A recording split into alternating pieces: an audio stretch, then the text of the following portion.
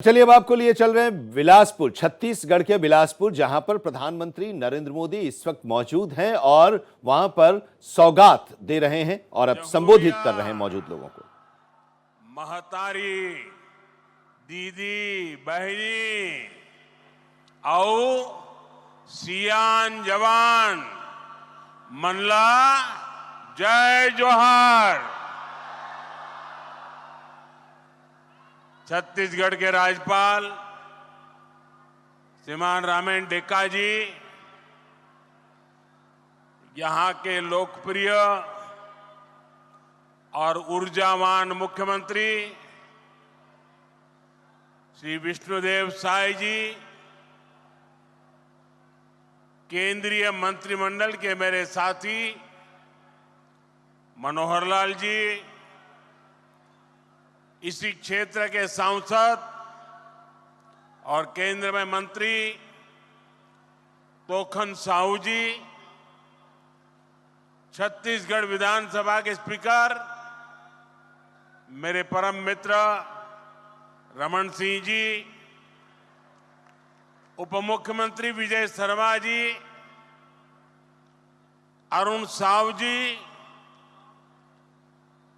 छत्तीसगढ़ सरकार के सभी मंत्रीगण, सांसदगण और विधायकगण और दूर दूर से यहां आए मेरे भाई और बहनों, आज से नववर्ष शुरू हो रहा है। आज पहला नवरात्र है और ये तो माता महामाया की धरती है। छत्तीसगढ़ माता कौशल्या का मायका है। ऐसे में मातृशक्ति के लिए समर्पित ये 9 दिन छत्तीसगढ़ के लिए बहुत ही विशेष रहते हैं और मेरा परम सौभाग्य है कि नवरात्र के पहले दिन मैं यहां पहुंचा हूं। अभी कुछ ही दिन पहले भक्त शिरोमणि माता कर्मा के नाम पर डाक टिकट भी जारी हुआ है। मैं आप सभी को इसकी बधाई देता हूं। साथियों, नवरात्र का ये पर्व राम नवमी के उत्सव के साथ संपन्न होगा और छत्तीसगढ़ की तो यहां की राम भक्ति भी अद्भुत है। हमारा जो रामनामी समाज है उसने तो पूरा शरीर राम नाम के लिए समर्पित किया है। मैं प्रभु राम के ननिहाल वालों को, आप सभी साथियों को बहुत बहुत शुभकामनाएं देता हूं। जय श्री राम। साथियों, आज के इस पावन दिवस पर मुझे मोहभट्टा स्वयंभू शिवलिंग महादेव के आशीर्वाद से छत्तीसगढ़ के विकास को और गति देने का अवसर मिला है। थोड़ी देर पहले 33,700 करोड़ रुपए से अधिक की परियोजनाओं का शिलान्यास और लोकार्पण हुआ है। इसमें गरीबों के घर है, स्कूल है, रोड है, रेल है, बिजली है, गैस की पाइपलाइन है, यानी ये सारे प्रोजेक्ट छत्तीसगढ़ के नागरिकों को सुविधा देने वाले हैं। यहां नौजवानों के लिए नए रोजगार बनाने वाले हैं। आप सभी को इन विकास कार्यों के लिए बहुत बहुत बधाई। साथियों, हमारी परंपरा में किसी को भी आश्रय देना एक बहुत बड़ा पुण्य माना जाता है। लेकिन जब किसी के घर का सपना पूरा होता है तो उससे बड़ा आनंद भला क्या हो सकता है। आज नवरात्र के शुभ दिन, नववर्ष पर छत्तीसगढ़ के 3 लाख गरीब परिवार अपने नए घर में गृह प्रवेश कर रहे हैं। मुझे अभी यहां 3 लाभार्थियों से मिलने का अवसर मिला और मैं देख रहा था उनके चेहरे पर खुशी नहीं समा रही थी और वो मां तो अपने आनंद रोक ही नहीं पा रही थी। मैं इन सभी परिवारों को, 3 लाख परिवार साथियों, एक नए जीवन के लिए बहुत शुभकामनाएं देता। इन गरीब परिवारों के सिर पर पक्की छत आप सभी की वजह से ही संभव हो पाई है। ये मैं इसलिए कह रहा हूं क्योंकि आपने मोदी की गारंटी पर भरोसा किया।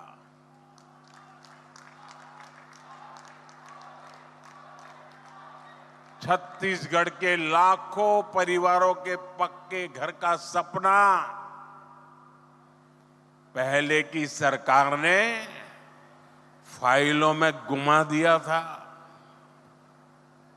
और तब हमने गारंटी दी थी कि ये सपना हमारी सरकार पूरा करेगी। और इसलिए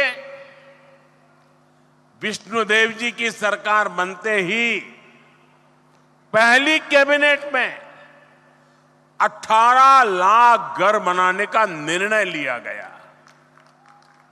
आज उसमें से 3 लाख घर बनकर तैयार है। मुझे खुशी इस बात की भी है, इसमें बहुत सारे घर हमारे आदिवासी क्षेत्रों में बने हैं। बस्तर और सरगुजा के अनेक परिवारों को भी अपने पक्के घर मिले हैं। जिन परिवारों की अनेक पीढ़ियों ने झोंपड़ियों में बेहाल जीवन बिताया है, उनके लिए ये कितना बड़ा उपहार है ये हम समझ सकते हैं। और जो नहीं समझ सकते मैं उनको समझाना चाहता हूं। आप अगर रेलवे में या बस में यात्रा कर रहे हैं, जगह नहीं मिल रही है, खड़े खड़े जा रहे हैं, और अगर थोड़ी सी एकाध सीट मिल जाए, आपके आनंद कितना बड़ा रह जाता है पता है ना। 1, 2, 3 घंटे की यात्रा में बैठने की जगह मिल जाए तो आपकी खुशियां अनेक गुना बढ़ जाती है। आप कल्पना कीजिए, इन परिवारों ने पीढ़ी दर पीढ़ी झोपड़ी में जिंदगी गुजारी।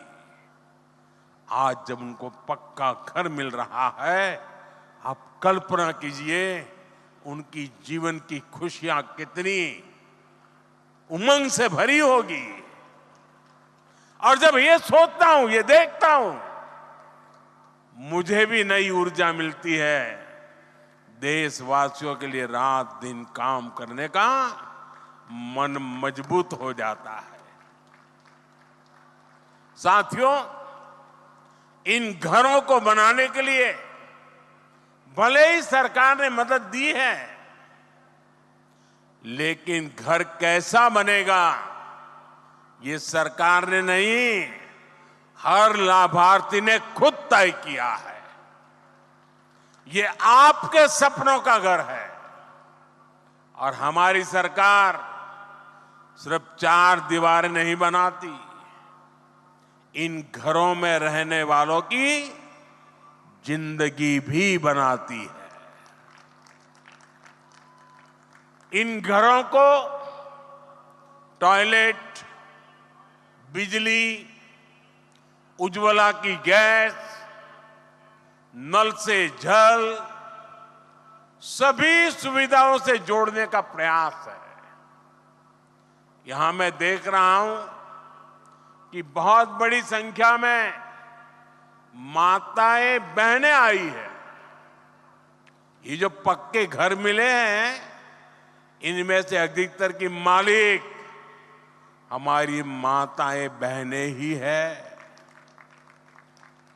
हजारों ऐसी बहनें हैं जिनके नाम पर पहली बार कोई संपत्ति रजिस्टर हुई है। मेरी माताओं बहनों, आपके चेहरे की ये खुशी, आपका ये आशीर्वाद, ये मेरी बहुत बड़ी पूंजी है। साथियों, जब इतने सारे घर बनते हैं, लाखों की संख्या में घर बनते हैं, तो इससे एक और बड़ा काम होता है। अब आप सोचिए, ये घर बनाता कौन है? इन घरों में लगने वाला सामान कहां से आता है? ये छुटपुट का सामान कोई दिल्ली मुंबई से थोड़ा आता है। जब इतने सारे घर बनते हैं तो गांव में हमारे राजमिस्त्री, रानी मिस्त्री, श्रमिक साथी, सभी को काम मिलता है। और जो सामान आता है उसका फायदा भी तो स्थानीय छोटे छोटे दुकानदारों को होता है, जो गाड़ी में, ट्रक में सामान लाते हैं उनको होता है। यानी लाखों घरों ने छत्तीसगढ़ में बहुत सारे लोगों को रोजगार भी दिया है। साथियों, भाजपा सरकार छत्तीसगढ़ के लोगों से किए गए हर वादे को पूरा कर रही है। और अभी मुख्यमंत्री जी बता रहे थे कि पिछले दिनों जो स्थानीय स्वराज संस्थाओं के चुनाव हुए, त्रिस्तरीय चुनाव, और उसमें भी आपने जिस प्रकार से आशीर्वाद दिए हैं, आज मैं आया हूं तो मैं इसके लिए भी आभार व्यक्त करता हूं। साथियों, यहां बहुत बड़ी संख्या में अलग अलग योजनाओं के लाभार्थी आए। आप सभी ने अनुभव किया है कि हमारी सरकार कितनी तेजी से अपनी गारंटियां पूरी कर रही है।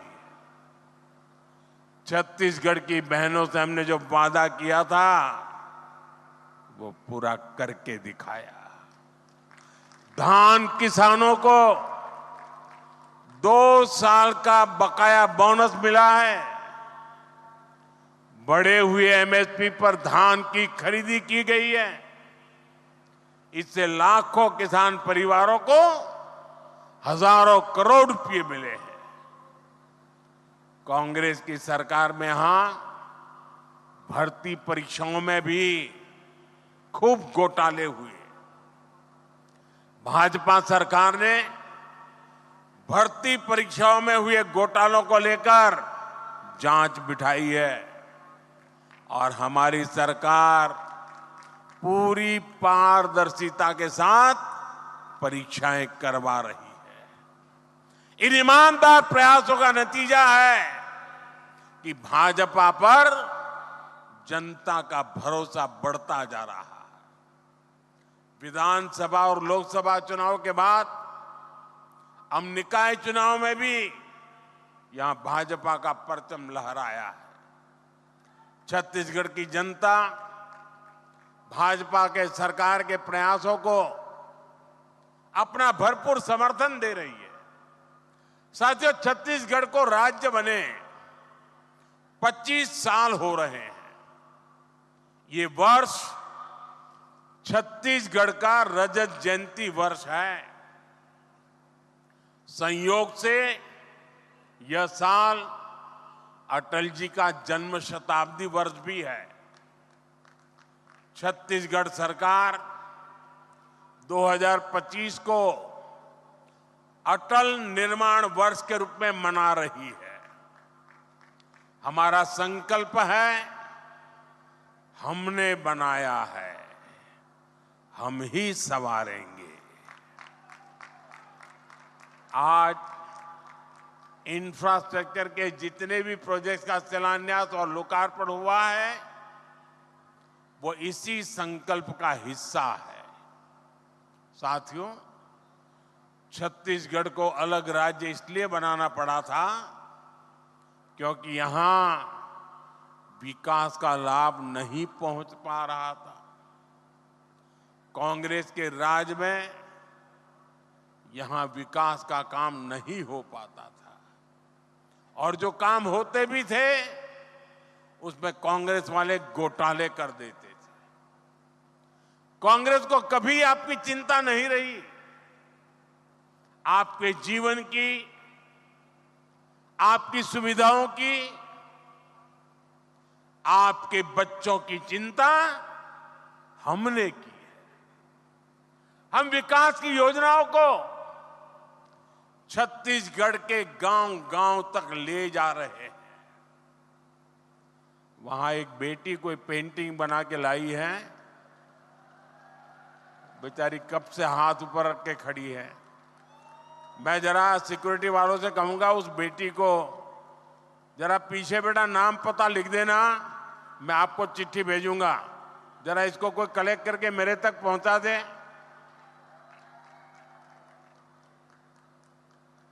बहुत बहुत धन्यवाद बेटा, बहुत धन्यवाद।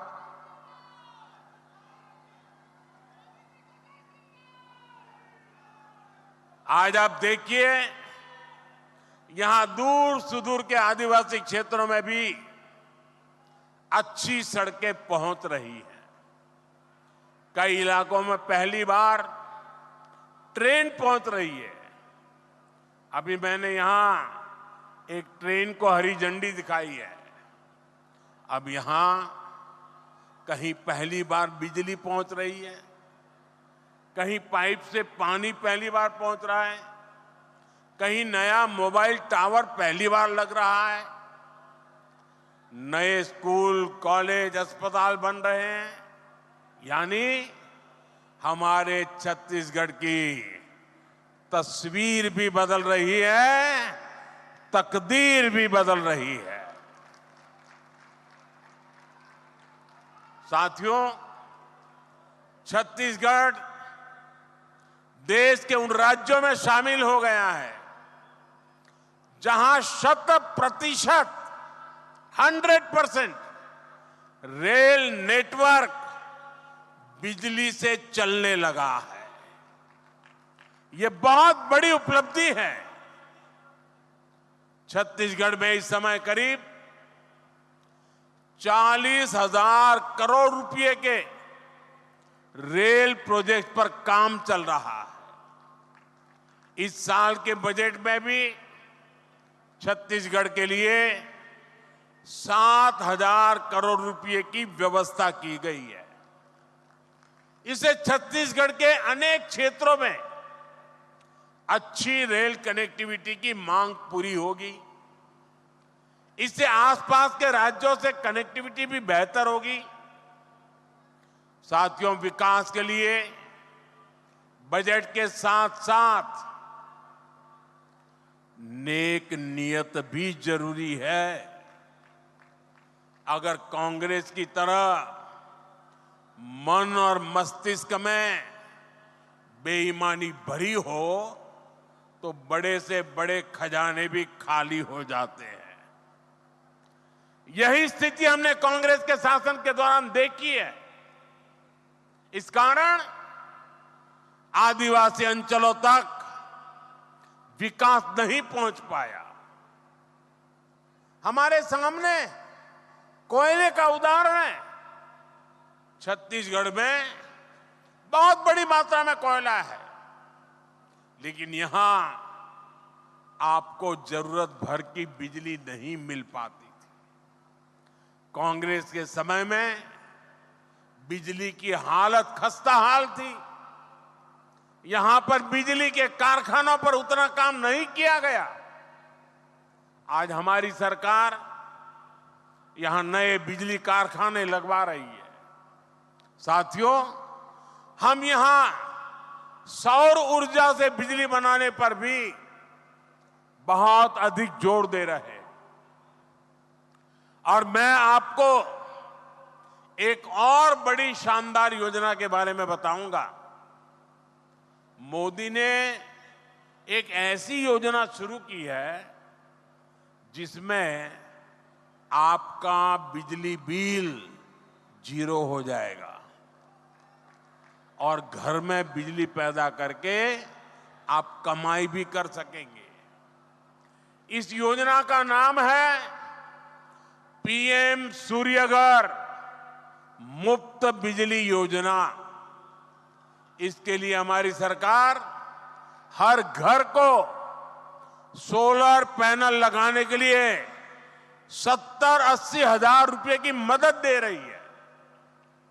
यहां छत्तीसगढ़ में भी 2 लाख से ज्यादा परिवारों ने पीएम सूर्यघर मुफ्त बिजली योजना में अपना रजिस्ट्रेशन करा दिया है।